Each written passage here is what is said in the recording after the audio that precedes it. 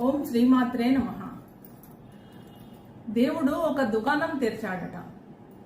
అక్కడికి ఒక ఆసామి వచ్చి ఇక్కడ ఏం దొరుకుతుంది అని అడిగాడు.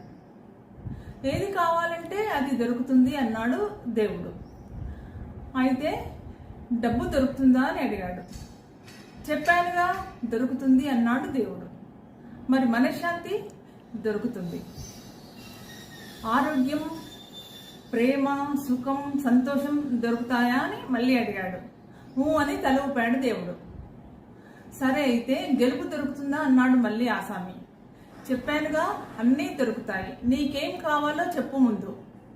ఇంకా క్యూలో చాలా మంది ఉన్నారు అన్నాడు దేవుడు.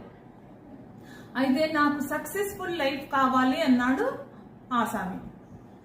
సరే తీసుకో అని ఒక గింజ చేతిలో పెట్టాడు దేవుడు.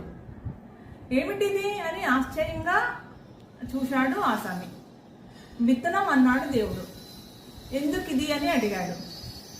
సక్సెస్ఫుల్ జీవితం కావాలన్నావుగా, ఈ విత్తనాన్ని నాటితే అది పెరిగి పెద్దదై ఫలాలనిస్తుంది అన్నాడు.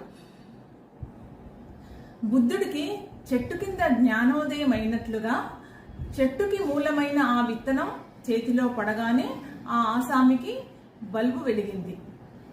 దేవుడి దుకాణంలో పండు దొరకదు, విత్తనం మాత్రమే దొరుకుతుంది.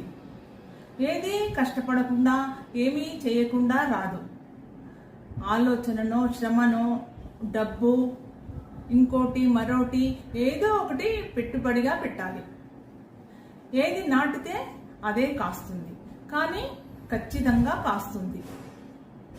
కష్టపడి పనిచేసిన వారికి సుఖం, సంతోషం, ఆనందం, ప్రేమ, డబ్బు అన్నీ దొరుకుతాయి.